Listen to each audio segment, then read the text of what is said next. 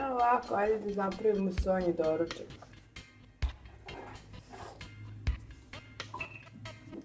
Sonji doručak ili večeru, kako ko voli, ali nama je trenutno doručak. Ovo su samlevene ovsene pahuljice, a ja za doručak sam procenila da je njoj uvijek dovoljno 2 kašike ovsene pahuljice. I na to ide 100 ml vrele vode. Evo ga. I to je potrebno da stoji nekih 5 minuta.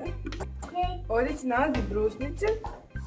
Njih čisto potopiti u vrelu vodu. Evo vidi, lupa. Evo stiže Zoran mu pomagati.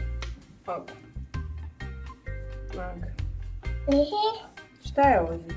Ovsene pahuljice, brusnice.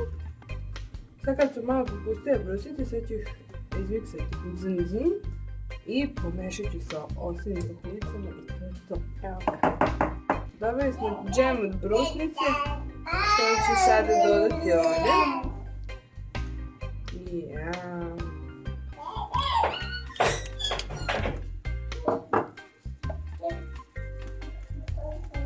I još malo da nabubre ovsene pahuljice, da postane gušće malo smesa i to će biti. Ako vam se čini rijetko, možete dodati još malo ovsene kaše, ovsenih pahuljica, tako da ogustite masu.